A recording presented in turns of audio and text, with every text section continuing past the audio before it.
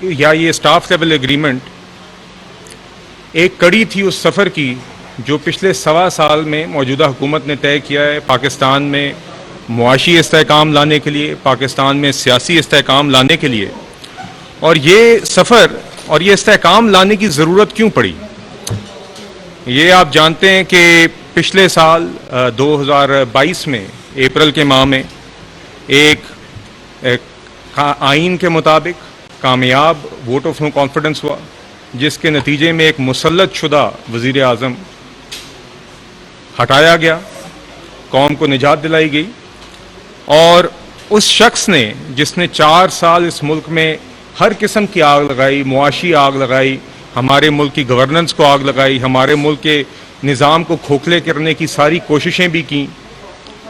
اس شخص نے جب اس کو ہٹایا گیا تو اس شخص نے اس کے بعد امپورٹڈ حکومت کی رٹ لگا دی. اس نے امپورٹڈ حکومت کا تماشا لگایا. جب اس کے ہاتھ سے وہ اقتدار چلا گیا، جو اقتدار اس کو پکڑایا گیا تھا، جس کرسی پر نہ اس کو مسلط بلکہ کیا گیا تھا، بلکہ مسلط کرنے کے بعد اس کے منہ میں نوالے بھی ڈالے گئے کہ وہ حکومت کسی طرح چلا سکے.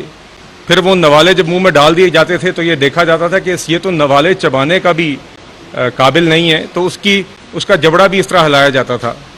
کہ کسی طرح یہ نظام چل پڑے. مگر اس طرح نظام نہیں چلتے. اور یہ ایک بھونڈی ایکسپیریمنٹ تھی جس کا نتیجہ آپ کے سامنے ہے. اس سے عوام کا اور جو قوم کا نقصان ہوا ہے وہ ناقابل تلافی بھی ہے اور اس کا کوئی ازالہ بھی نہیں ہے. مگر دیکھیے بات یہ ہے کہ جس شخص نے امپورٹڈ حکومت کا تماشا کیا، سائفر جیسا جھوٹ لہرایا، سائفر جیسے جھوٹ کی بنیاد پر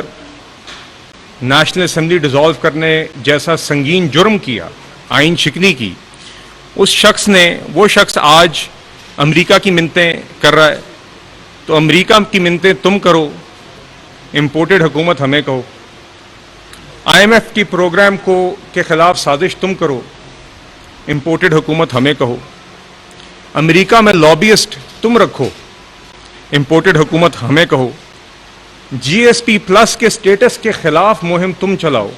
پاکستان کی ایکسپورٹس کا جو ایک اہم ذریعہ ہے GSP پلس، اس کے خلاف مہم تم چلاؤ اور امپورٹڈ حکومت ہمیں کہو. تو اس طرح کی جو ہپوکریسی ہے، اس طرح کا جو دوغلا پن ہے، اس طرح کا جو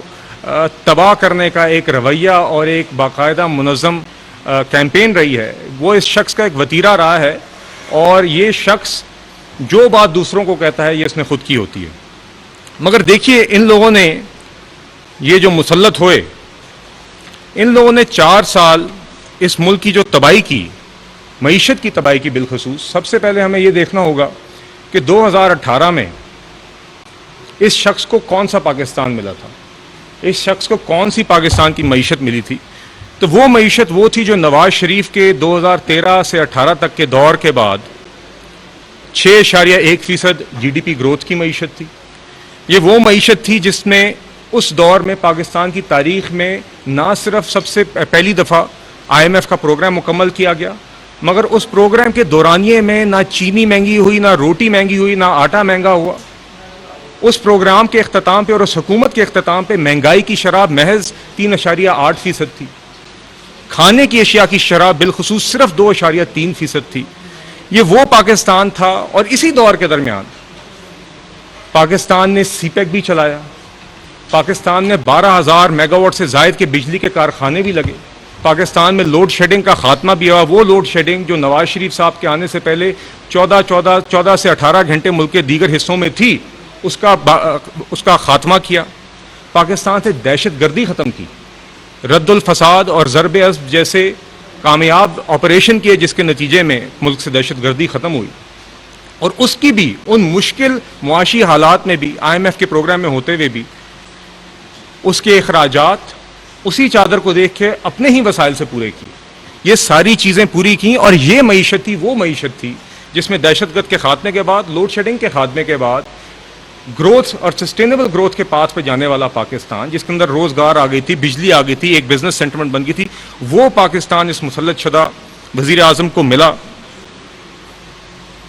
اور وہ ترقی کرنے والی یا ترقی کی راہ پر چڑھی معیشت اس شخص کو ملی جس کو اس نے تباہ کیا. اور میں اس میں یہ بات ضرور یہاں پہ کہنا چاہوں گا کہ نواز شریف صاحب نے صرف 2013 سے 18 میں ہی نہیں اس ملک میں معاشی ترقی لائی.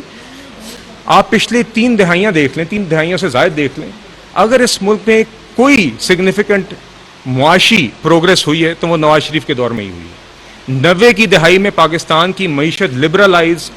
اوپن جسے ہم کہتے ہیں کہ معیشت کھلنا اور لبرلائز ہونا, جس کے نتیجے میں آپ کا پرائیویٹ سیکٹر نے فلرش کیا تھا, وہ نواز شریف صاحب کے پہلے دور میں ہی ہوئی تھی. نواز شریف صاحب کے دوسرے دور میں انہوں نے سخت فیصلہ کیا ملک کی دفاع کو ناقابل تسخیر بنانے کے لیے نیوکلیر ٹیسٹ کا, مگر اس کے باوجود معاشی ضروریات پوری کی. اس سے ہمارے اوپر معاشی مشکلات بھی آئیں, مگر تب بھی نواز شریف صاحب نے اس ٹائم پہ معاشی مشکلات کے باوجود اس کو مینیج کیا. اور 2013 سے 18 کے دور کی میں آپ کو آلریڈی بتا چکا ہوں. اور آج بھی میں سمجھتا ہوں, اور ہم سب سمجھتے ہیں, ہماری پوری جماعت سمجھتی ہے کہ اس ملک کو جس نہج پہ پھر سے پہنچا دیا گیا, اور میں سمجھتا ہوں کہ جس طرح کا نقصان 2018 کے بعد 2018 سے 22 کے درمیان ہماری معیشت اور ہمارے ملک کے ساتھ کیا گیا ہے, اس کی شاید پہلے کوئی نظیر نہیں, اس کی کوئی پہلے مثال نہیں. تو آج کل کے مشکل حالات میں, اور جس کا جیسے کہ میں نے آپ سے کہا کہ موجودہ حکومت نے آ کے ایک سیاسی اور معاشی استحکام کا جو سفر طے کیا ہے, ابھی بھی آگے ہمارے کافی مراحل ہیں, اور ہم سب کو مل کے اسی طریقے سے اسی مومنٹم کو جاری رکھتے ہوئے اپنے چیلنجز کا سامنا کرنا ہوگا. میں سمجھتا ہوں کہ ان حالات میں بھی نواز شریف صاحب ہی وہ واحد شخص ہیں جو ملک کے اندر بھی وہ سیاسی قد کاٹ, وہ صلاحیت اور وہ تجربہ رکھتے ہیں کہ ان چیلنجز کو نمٹ سکیں. ملک کے باہر بھی جس طرح آپ نے ڈپلومیٹک سطح پہ ڈیل کرنا ہوتا ہے, دوست ممالک کے ساتھ اپنے تعلقات بہتر کرنے ہوتے ہیں, دنیا میں اپنی پروجیکشن کرنی ہوتی ہے, خطے میں معاملات بہتر کرنے ہوتے ہیں, ملک کی معاشی ترقی کرنی ہوتی ہے, ملک میں ایکسپورٹس کو فروغ دینا ہوتا ہے, وہ بھی نواز شریف صاحب ہی وہ واحد شخص ہے جو یہ کام پہلے کر چکے ہیں اور آئندہ کر سکتے ہیں. اور آپ نے دیکھا کہ جو نواز شریف صاحب کے ساتھ ایک زیادتی کی گئی, اور وہ زیادتی نواز شریف صاحب کے ساتھ نہیں ہوئی تھی. جس طریقے سے ان کو 2017 میں ایک ایکسپیریمنٹ کے تحت ریاست کے ساری مشینری استعمال کر کے ان کو ہٹایا گیا, وہ ظلم صرف نواز شریف کے ساتھ نہیں تھا, وہ ظلم پوری قوم کے ساتھ تھا, جس کا نقصان بھی پوری قوم نے اٹھایا ہے. پچھلے 6-8 سال میں یہ آپ دیکھتے آئے ہیں. مگر نواز شریف صاحب نے اس ٹائم پہ بھی کہا کہ میں اپنا معاملہ اللہ تعالیٰ پر چھوڑتا ہوں, اور آپ نے دیکھا ہے کہ وہ آج سرخرو ہو رہے ہیں, وہ سرخرو ہو گئے ہیں. اور آپ نے دیکھا ہے کہ اب عمران خان صاحب کے وکیل, ایسے لوگ جو نواز شریف صاحب کو پہلے پتہ نہیں کیا کیا باتیں کرتے تھے, وہ بھی یہ باتیں کرنے پہ مجبور ہو گئے ہیں کہ نواز شریف صاحب کے ساتھ زیادتی ہوئی تھی, کہ اس ٹائم پہ فیصلے پہلے لکھے گئے تھے, بعد میں طریقہ کار سوچا گیا تھا. اس ٹائم پہ صرف سنگل پوائنٹ ایجنڈا تھا کہ کس طرح نواز شریف صاحب کو ہٹایا جائے اور کس طرح اس شخص کو مسلط کیا جائے جس نے قوم کا نقصان کیا 2018 سے 2022 کے درمیان. اور دیکھیے, اور پھر یہ ضرور دیکھیے کہ وہ شخص جو مسلط کیا گیا, اس نے وہ جو اس کو معیشت ملی تھی 6.1% والی, کم مہنگائی والی, بجلی کے کارخانے لگنے کے بعد والی, سسٹینیبل گروتھ پاتھ پہ آنے والی, IMF کا پروگرام مکمل کر کے جو معیشت اس کو ملی تھی, اس کے ساتھ اس نے 4 سال میں کیا کیا ہے. اس شخص نے 4 سال میں 2 کروڑ سے زائد لوگ غربت کی لکیر کے نیچے دھکیلے, 60 لاکھ سے زائد لوگ بے روزگار کیے, پاکستان کی تاریخ کے سب سے بڑے خسارے پاکستان کے لیے چھوڑے, پاکستان کی تاریخ کے سب سے بڑے قرضے 4 سالہ دور میں اپنے لیے, تقریباً 25,000 ارب روپے کے قرضے تھے پاکستان کے. جب اس شخص کو 2018 میں حکومت ملی, تقریباً 50,000 ارب کے قریب 97% اضافہ کر کے وہ قرضوں میں چھوڑ کر گیا. اور اس کے علاوہ مستقل مہنگائی کی شرح اونچی رہی اس کے دور میں. اور اس شخص نے, آپ کو یاد ہوگا کہ کہا تھا کہ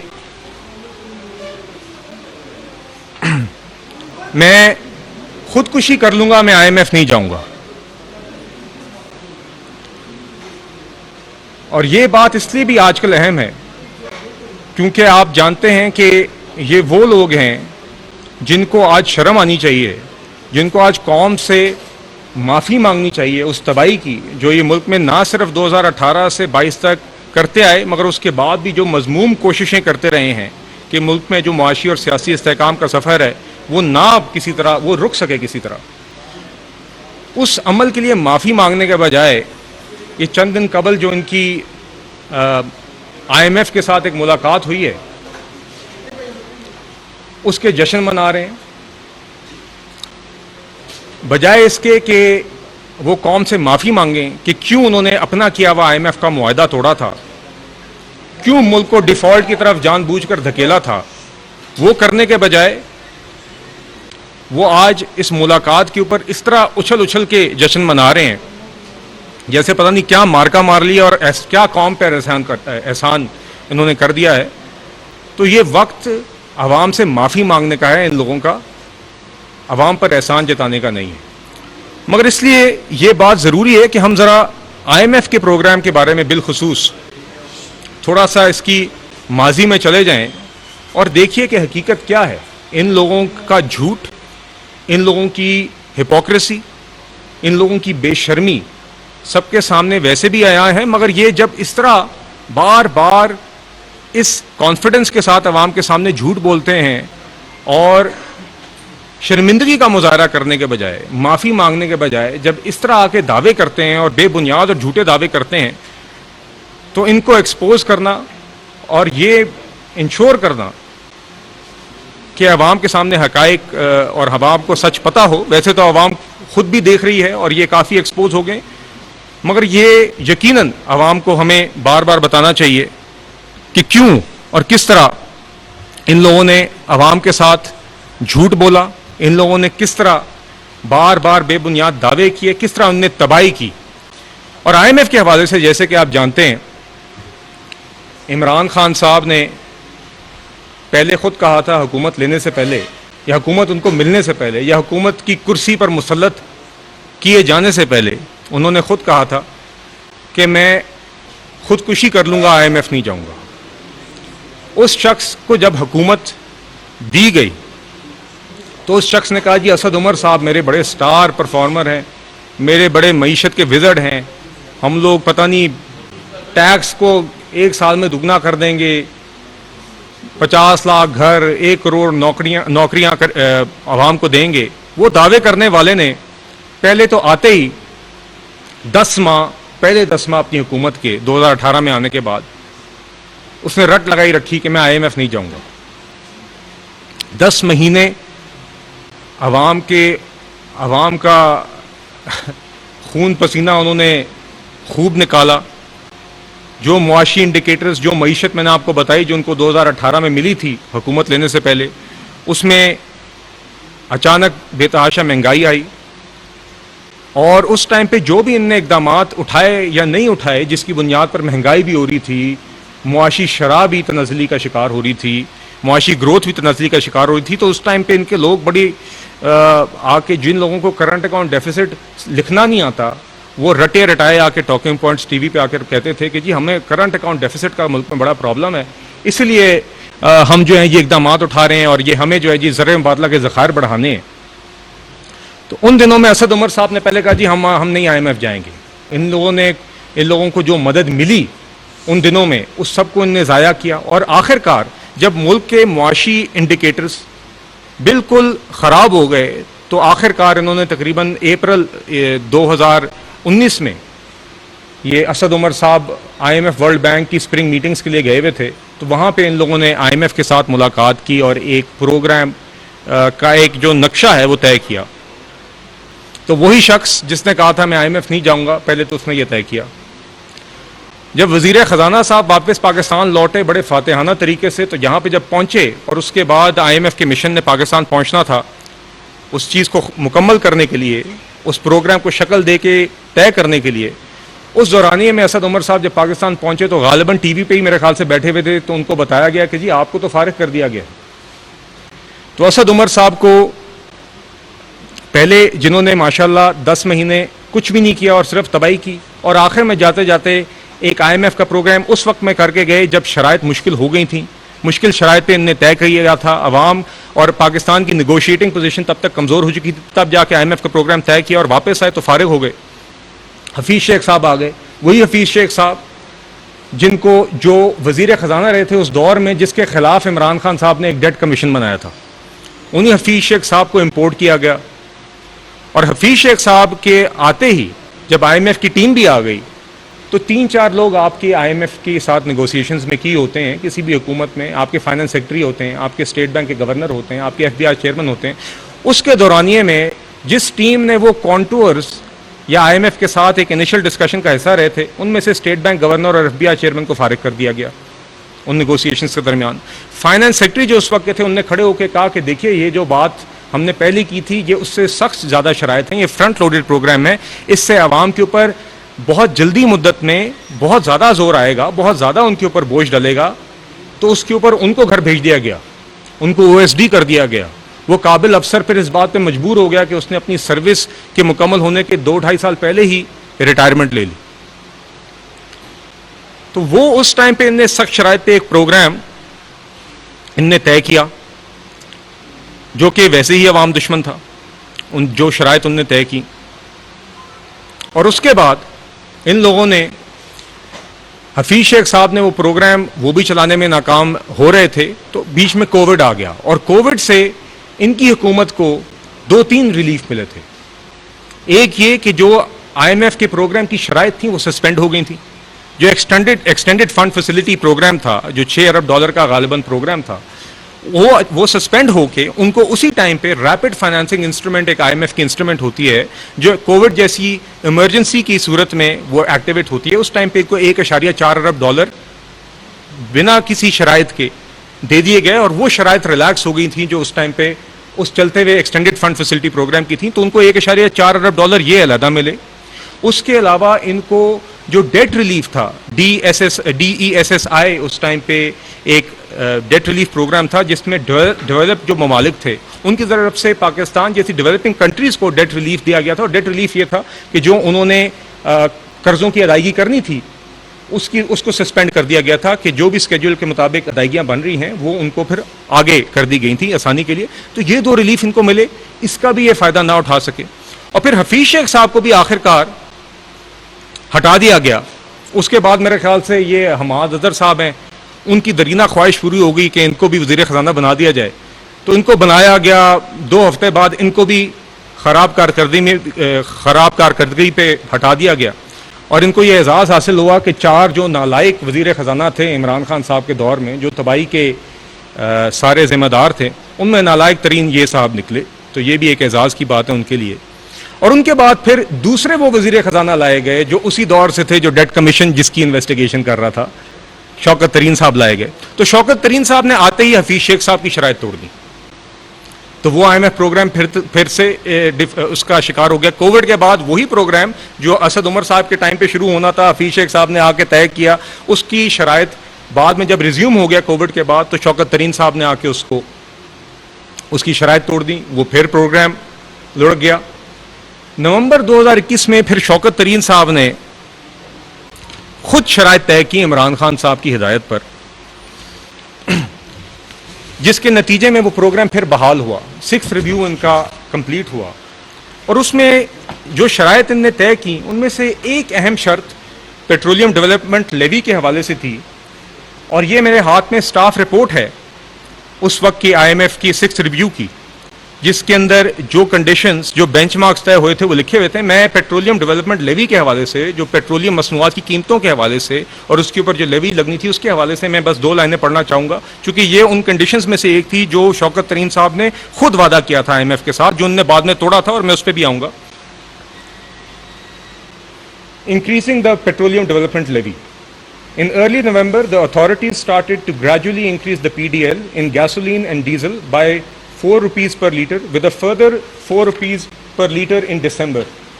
and will continue to increase the petroleum development levy by 4 rupees per litre per month until a maximum of 30 rupees per litre is achieved, which was in place in the past. تو یہاں پہ آپ دے سکتے ہیں کہ انہوں نے کہا ہے کہ نومبر سے، اور یہ سٹاف رپورٹ پبلش ہوئی تھی، سٹاف لیول معاہدہ ان کا نومبر 2021 میں ہو گیا تھا، یہ اس کے 2-3 ماہ بعد یہ رپورٹ پبلش ہوئی تھی، جس میں لکھا ہوا تھا کہ نومبر میں حکومت نے کمٹ کیا تھا کہ وہ پیٹرولیم ڈیولپمنٹ لیوی گیس اور پیٹرول اور ڈیزل کی قیمتوں پہ یہ 4 روپے بڑھائیں گے، کچھ بڑھانا شروع کر دیا اور آگے یہ بڑھاتے رہیں گے. اور ہم نے دیکھا کہ جب عمران خان صاحب کو نظر آ گیا کہ ان کی حکومت تو اب جانے والی ہے، تو انہوں نے یہ فیصلہ کیا کہ یہ آئی ایم ایف کا معاہدہ توڑیں گے، یہ ایسے فیصلے کریں گے جس سے ان کی سستی شہرت ہو،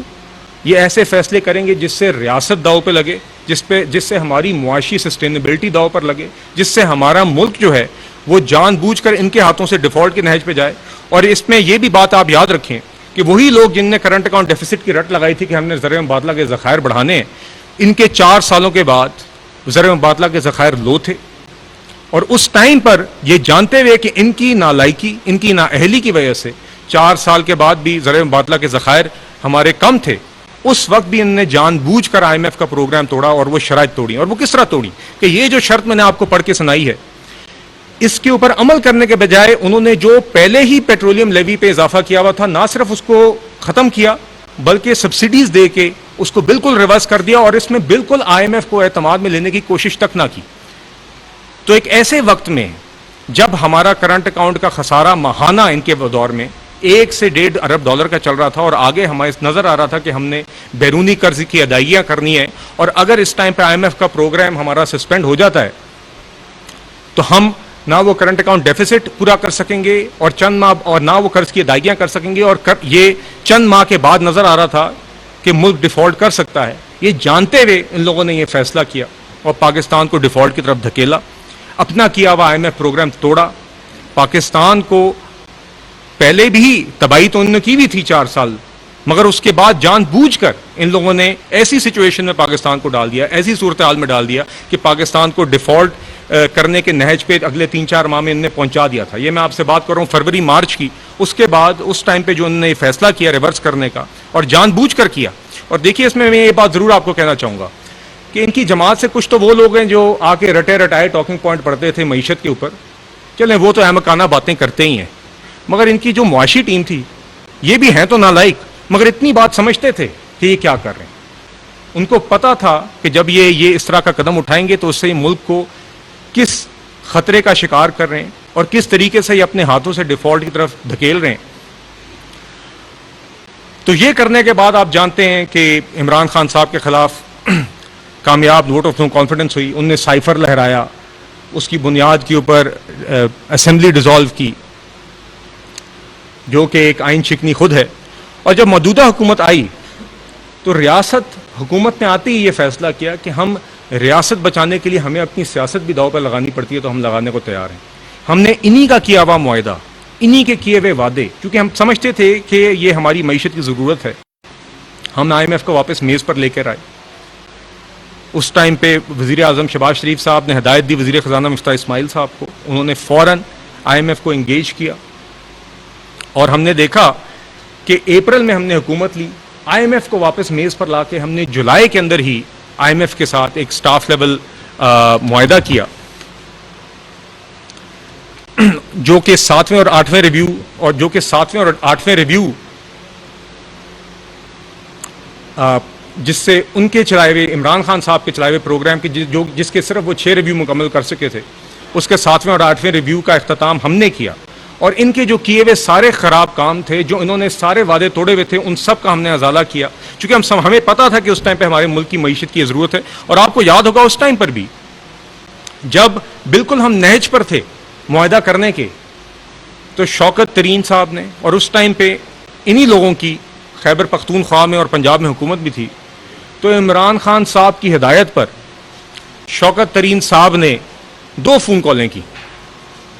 ایک فون کال کی خیبر پختونخوا کے وزیر خزانہ کو تیمور جھگڑا کو، اور ایک فون کال کی پنجاب کے وزیر خزانہ کو محسن لغاری کو کہ آپ یہ چٹھیاں لکھیں جس کے اندر آپ بہانہ یہ بنائیں گے کہ جی ہمارے ساتھ وفاقی حکومت جو ہے ہمیں یہ فنڈز کی ضرورت ہے، مگر ان کا زور ان کالز میں یہ تھا کہ اس کی کاپی جو ہے آئی ایم ایف کو بھیجیں. وہ چاہ رہے تھے کہ آئی ایم ایف کے ساتھ جو ہمارا معاہدہ ہونے والا ہے، جس کے نتیجے میں ان کی جو لگائی ہوئی آگ تھی، جو ان کی مذموم کوشش تھی کہ ملک ڈیفالٹ کرے، ان کی مذموم کوشش تھی کہ آئی ایم ایف کا پروگرام بحال نہ ہو، ان کی مذموم کوشش تھی کہ ان کے اقتدار کے ہوس کو پورا کرنے کے لیے ریاست بھی ڈوبے، اور اس کے نتیجے میں ہماری جو حکومت جو constitutional vote of no confidence کے تحت آئی تھی اقتدار میں، وہ ڈوب جائے اور عمران خان صاحب واپس کرسی پہ مسلط ہو جائے، وہ پوری ریاست کو داؤ پہ لگانے کو تیار تھے۔ یہ خواہ آئی ایم ایف پروگرام ہو، خواہ سائفر ہو، یا آپ نے دیکھا ہے کہ وہ کسی بھی حد تک جانے کو تیار تھے کہ تباہی ہو۔ تو جب ان کو نظر آیا کہ یہ تو واقعی اسٹاف لیول اگریمنٹ کرنے والے ہیں، تو اس ٹائم پہ انہوں نے چٹھیاں لکھی اور یہ سازش کی، اور اس ٹائم پہ جب یہ چٹھیاں لکھی تو اس ٹائم پہ انہوں نے دعوے کیے، تیمور جھگڑا صاحب نے بھی یہ دعوے کیے کہ دیکھیے ہم تو صرف چٹھی لکھ رہے ہیں اپنے جو ہمارے اعتراضات ہیں لکھنے کے لیے، ہم تو صرف اپنے صوبے کے حقوق کی بات کر رہے ہیں، ہم تو اس میں کوئی ایسی اور بات نہیں ہے۔ اور ہم نے بعد میں دیکھا کہ ان کے اس دعوے کے چند دن بعد ہی آڈیو لیک سب کے سامنے آئی، جس میں شوکت ترین اور تیمور جھگڑا صاحب کی بات آپ کو نظر آئی، آپ سب نے سنی، اور اس کے اندر باقاعدہ وہ کہہ رہے ہیں کہ جی میں تو ہوں، آپ یہ چٹھی کاپی کریں آئی ایم ایف کے ریپرزینٹیو کو، اور جس کے اوپر تیمور جھگڑا صاحب پیش ہو کے آگے ہو کے کہتے ہیں کہ جی میں تو سب کچھ ان کو بتاتا ہوں، میں آئی ایم ایف کے نمبر 2 کے ساتھ ان ٹچ ہوں، میں تو سب کچھ شیئر کرتا ہوں۔ تو اس ٹائم پہ ان لوگوں کی باقاعدہ کوشش تھی کہ یہ پروگرام کسی طرح بحال نہ ہو، اور کسی طرح یہ ہم روڑے اٹکاتے رہیں۔ اور آپ نے دوسری کال دیکھی جو شوکت ترین صاحب اور محسن لغاری صاحب کی ہوئی تھی، جس کے اندر محسن لغاری صاحب نے باقاعدہ یہ سوال پوچھا کہ کیا اس سے ہماری ریاست کو نقصان تو نہیں ہوگا؟ تو شوکت ترین صاحب اس کا سیدھا جواب نہیں دے سکے، اور انہوں نے یہ کہا کہ عمران خان صاحب کو نقصان ہو تو ریاست کو نقصان ہے۔ یہ ان کی ڈیفینیشن تھی۔ وہ شخص جس نے 4 سال اس ملک کی تباہی کی، اس کو بچانا،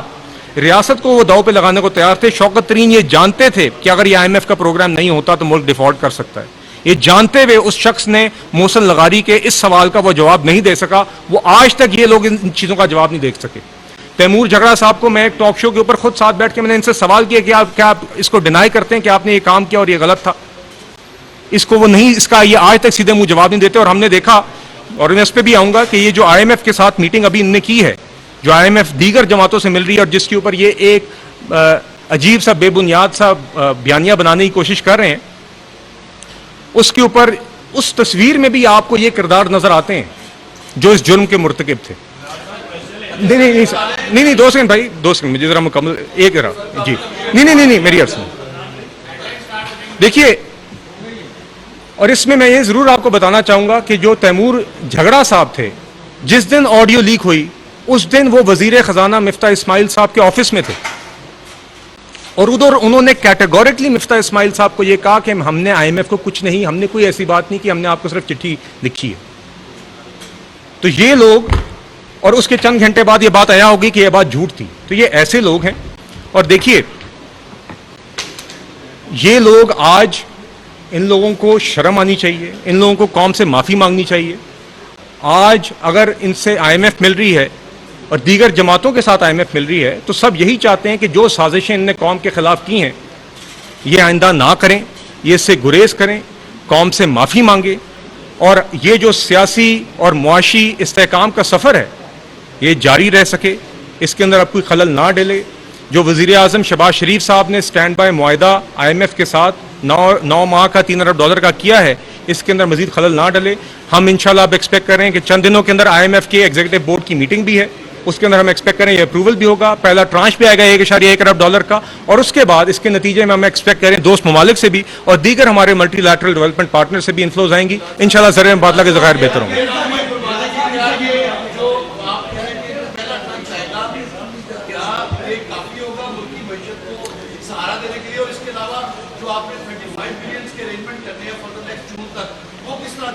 جی دیکھیے، ایک تو جی $1.1 ارب تو صرف ابتدا ہوگی جی۔ دیکھیے $1.1 ارب نہیں $1.1 ارب تو ابتدا ہوگی، یہ پہلا ٹرانش ہوگا اس $3 ارب کے پروگرام کا۔ مگر ان $3 ارب کے علاوہ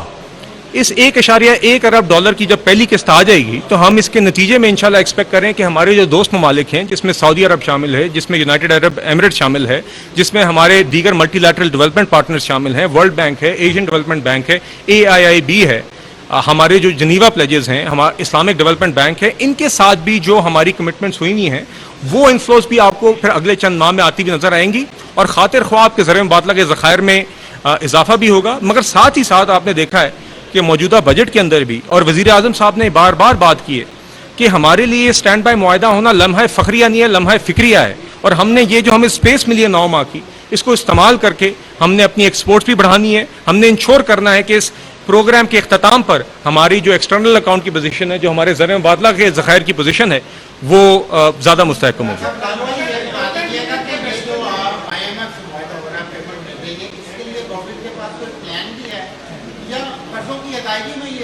نہیں، جیسے کہ میں نے آپ سے کہا کہ ایک تو اس پروگرام کے آنے سے ہمارے اور بھی زرعی مبادلہ کے ذخائر میں اور انفلوز بھی ہم ایکسپیکٹ کر رہے ہیں، تو وہ بھی اضافہ ہوگا. مگر آپ نے دیکھا ہے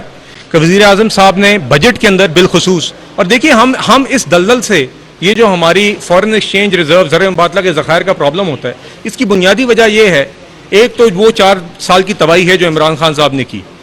دوسری ہماری، اور یہ بھی ایکسپورٹس ہماری بڑھانے میں کوئی خاطر خواہ کوئی ناکام رہے ہیں. اس کا بنیادی حل یہی ہے کہ ہمیں اپنی ایکسپورٹس بڑھانی ہوں گی، ہمیں چادر دیکھ کر پاؤں پھیلانے ہوں گے. ایکسپورٹس بڑھانے کے حوالے سے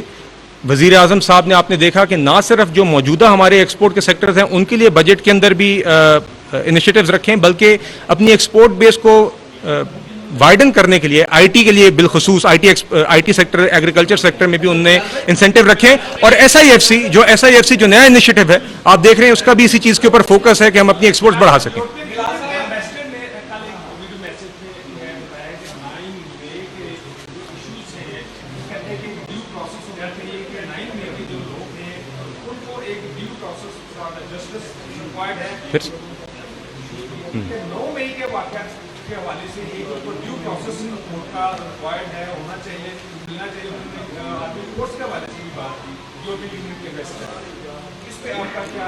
جی دیکھیے،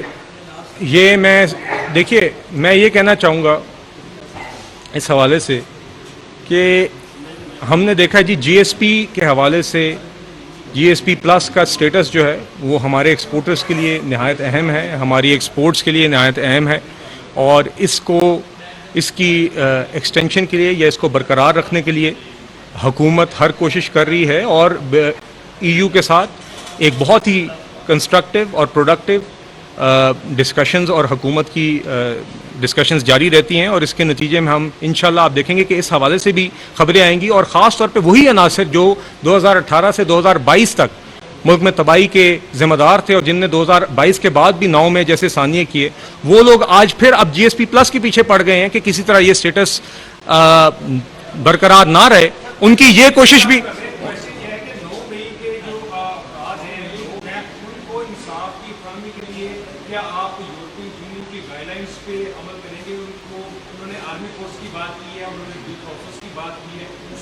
یہ دیکھیے، انہوں نے تو یہ بات کی ہے کہ وہ یہ دیگر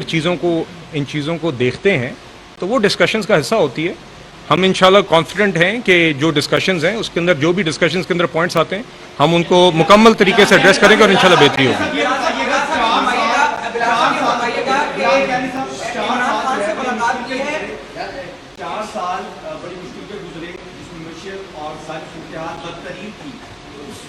میں آپ نے حکومت سنبھالی اور ریاست کا سوچا، سیاست کا نہیں سوچا. یہ سال الیکشن ایئر ہے، حکومت اور آئینی مدت مکمل کرنے کے لیے جاری ہے. اب الیکشن ہے، آئی ایم ایف کا پروگرام آپ کو مل گیا، کیا عوام کو حقیقی معنوں میں کوئی ریلیف ملے گا؟ کیا پیٹرولیم مصنوعات میں، اشیاء فروخت میں کوئی کمی واقع ہو سکتی ہے یا؟ جی دیکھیے، ایک تو آپ نے دیکھا کہ گزشتہ ماہ بھی مہنگائی کی شرح میں کمی آئی ہے. مہنگائی کی شرح ابھی بھی اونچی ہے، اور ہم انشاءاللہ امید بھی کر رہے ہیں، اور حکومت نے جو اقدامات اٹھائے اس کے نتیجے میں ہم آگے انشاءاللہ ایکسپیکٹ کر رہے ہیں کہ اگلے چند ماہ میں آپ کو مہنگائی میں آہستہ آہستہ کمی نظر آئے گی. دیکھیے، جو عوام کے ریلیف کی بات ہے، میں یہ بات ذرا ضرور واضح کرنا چاہوں گا کہ اگر تو حکومت نے آ کے وہ اقدامات نہ اٹھائے ہوتے جس کے نتیجے میں پچھلے سال آئی ایم ایف کا معاہدہ بحال ہوا تھا اور ملک میں ڈیفالٹ ہو گیا ہوتا، تو یہاں پہ وہی حالات ہوتے جو سری لنکا میں ہم دیکھ چکے ہیں، جہاں پہ پیٹرولیم کی مصنوعات، دوائیاں، گیس، ان سب چیزوں کی قلت تھی، 18 گھنٹے لوڈ شیڈنگ تھی، قیمتیں پیچھے رہ گئی تھیں، موجودگی ہی بنیادی اشیاء کی نہیں تھی، اور قیمتیں بھی آسمان تک پہنچ گئی تھیں، تو حالات اس سے بہت بدتر ہو سکتے تھے، اور آگے بھی آپ دیکھیں گے بہتری آئے گی.